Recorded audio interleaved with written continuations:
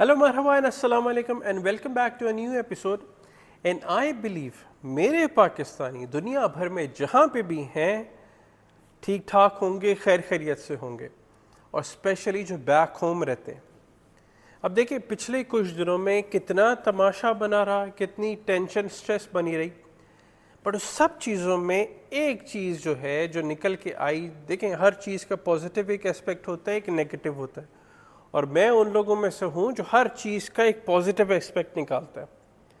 पहली चीज़ देखी जाए तो हमारे लोग आई बिलीव जो बिखरे हुए थे, जो हमने नहीं देखा था अपनी उम्र में कि सब बिखरे हुए थे, वो इकट्ठे हो गए. पूरे पाकिस्तान में जो भी आपका रिलीजन है, जो भी हमारी पार्टी की एफिलिएशन है, जो भी मामलात है, ज़ुबान है, XYZ, सब पाकिस्तानी एक झंडे के नीचे आ गए. दूसरा, जो ओवरसीज़ पाकिस्तानी थे, जैसे मैं पाकिस्तान से बाहर तुर्की में रह रहा हूँ, यहाँ पे मैंने जो कुछ अरसे में देखा जा, जो हमारी इज़्ज़त का डिक्लाइन हो गया था, या कहा जाए कि इज़्ज़त का जनाजा निकल गया था, वो लोगों ने दोबारा पूछना शुरू कर दिया. और ये उन मुल्कों में से आ जाता है तुर्की, जहाँ पे जिनका ब्रदरली रिलेशन है पाकिस्तान के साथ, जो कारदिश मुमलिकत कहते हैं, मतलब कि एक ब्रदरली कंट्रीज़ कहते हैं एक दूसरे को. और अनफॉर्चुनेटली पिछले कुछ सालों में तो हमारी बिल्कुल इज़्ज़त तबाह हो गई थी, हमारे अपने करतूतों की वजह से, हमारे लोगों की वजह से.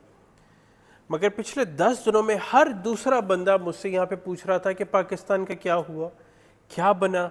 हर दूसरा बंदा, मुझे टर्किश लोग कह रहे थे कि जी हम पाकिस्तान के साथ खड़े हुए हैं. और अगर मीडिया की बात की जाए, इनकी पार्लियामेंट की बात किया जाए, टॉप टू बॉटम देखा जाए, तो सब लोग पाकिस्तान को सपोर्ट कर रहे थे, जो कि बहुत कम होता है. ठीक है, हर अच्छे बुरे लोग हर जगह होते हैं, मगर ये पहली दफ़ा मैंने इतने टाइम बाद देखा कि सारा तुर्की जो है पाकिस्तान के हक़ में खड़ा हो गया कि जहाँ पे इनको किसी चीज़ की ज़रूरत है हम खड़े हुए हैं. यहाँ पे वीडियोस बन रही हैं, न्यूज़ चैनल में बात हो रही है, अखबारों में लिखा जा रहा है, पार्लियामेंट में तैयब एर्दोआन साहब ने बात की. तो देखिए इससे बड़े और क्या है. मैं कहता हूँ ये ब्लेसिंग एंड डिस्गाइज वाला काम होता है ना, कि अल्लाह ने हमारे लिए एक अपॉर्चुनिटी बना दी और हमने खुद को प्रूफ करके भी दिखाया कि यार हम ठीक है, खुद को न्यूक्लियर कहते हैं, मगर आज के वक्त में जो ताकतवर है ना, rule of law, the law of jungle कहता है, जो बंदा ताकतवर है इज़्ज़त उसी की है. हमने अपनी इज़्ज़त खो दी थी हमारी हरकतों की वजह से, और आज अगर हमने अपनी थोड़ी सी इज़्ज़त बना रहे हैं या बनाई है तो सिर्फ इसलिए कि हम डट गए थे अपने मुल्क के लिए, अपने झंडे के नीचे. और तुर्की उसकी एक बहुत बड़ी मिसाल है. ये जैसे मर्जी हो अपने लोगों के लिए, मगर जब एक झंडे की बात आती है ना, तो उसके नीचे सब खड़े हो जाते हैं. तो आई बिलीव कि चले हमारे इन सारे मामलात में, स्ट्रेस में, हमारे लोगों के साथ ये चीज़ शेयर किया जाए कि देखो, हमें चूज़ योर फ्रेंड्स वाइजली. जो इम्पोर्टेंट चीज़ आ जाती है, जहाँ पे हमारे लोग भागे भागे जा रहे हैं ना कि जी 2 घंटे की फ़्लाइट में पहुँच जाऊँगा, वो सब चुप है.